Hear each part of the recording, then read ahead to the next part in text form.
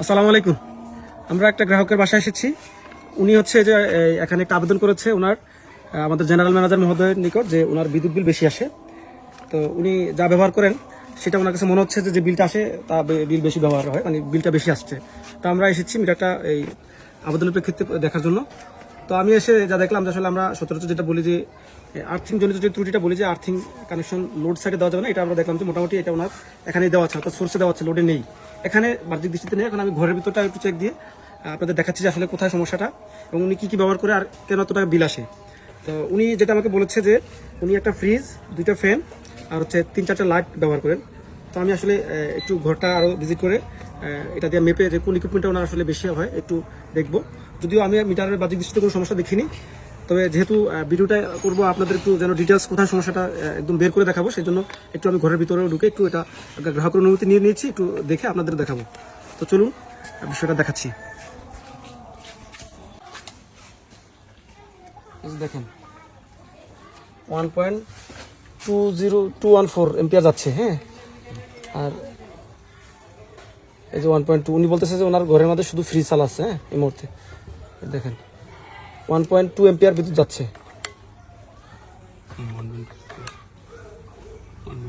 1.213 1.268। আচ্ছা, এটা হচ্ছে কত 1.2021 1.21 আর এটা হচ্ছে 1.2। তার মানে আমার এখান থেকে যতটুকু বিদ্যুৎ যাচ্ছে এতটুকু কাউন্ট করছে। এখন উনি তো বলতেছে কোনো কিছু ব্যবহার করতেছে না, তাইলে এটা কোথায় যাচ্ছে এই এম্পিয়ার বিদ্যুৎটা? এখন ওনার ঘরের ফ্রিজটা বলে শুধু চালু, আমি ফ্রিজটা একটু দেখবো। জল ভাই, আমি যদি বলি তখন আপনি ফ্রিজের লাইনটা একটু বন্ধ করে দেবেন। হ্যাঁ, এই জানলা দিয়ে আপনি শুনলেন আমার কথা। হ্যাঁ, আমি একটু ফ্রিজটা বন্ধ করে দেখবো, এই জায়গায় তো মাপার সুযোগ নেই।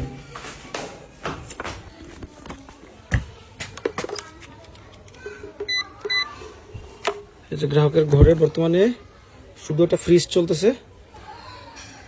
জল ভাই, ফ্রিজটা বন্ধ করে দেন, সুইচটা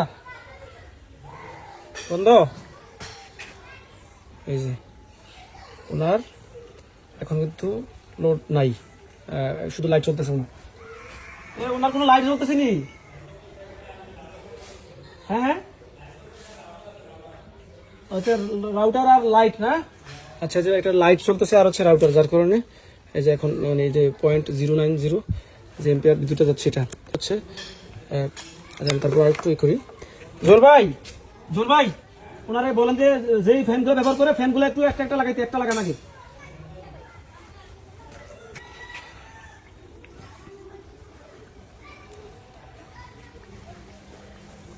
এই যে 350 0.351 মানে একটা ফ্যানে যাচ্ছে। আচ্ছা, কমতেছে বাড়তেছে। আচ্ছা, 432।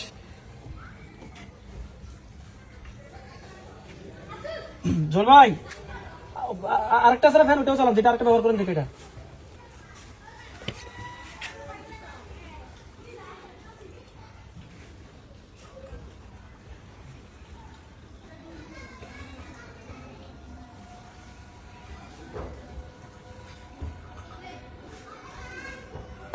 এই রুমের যে ফ্যানটা, এই ফ্যানটা আপনি কতক্ষণ চালান?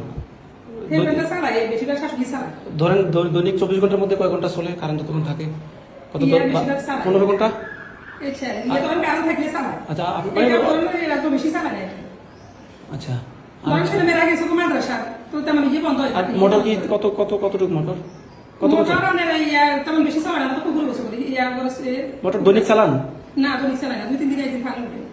কতক্ষণ চলেন? আচ্ছা আচ্ছা, আমি আপনার ঘরের যে ইয়াগুলা যন্ত্রগুলা, এর মধ্যে ফ্রিজটা হচ্ছে 300 ওয়াটের মতো লোড টানতেছে। হ্যাঁ, আপনি ফ্রিজটা আর এমনিতে কোনো সমস্যা দেখি না। আর আপনার যে ব্যবহার যে 120-30 ইউনিট 170 ইউনিট ওঠে, এটা স্বাভাবিক। যখন একটা লোডশেডিং যদি থাকে তখন একটু হয়তো কম আসে, তখন লোডশেডিং থাকে না, বেশি চলে তখন। অনেকে বলবেন যে ভাই কীভাবে আসলে দিলেন। এই যে দেখতে পাচ্ছেন উনি ব্যবহার করেছে ফ্রিজ, ফ্যান 2টি, বাল্ব 3টি, মোটর।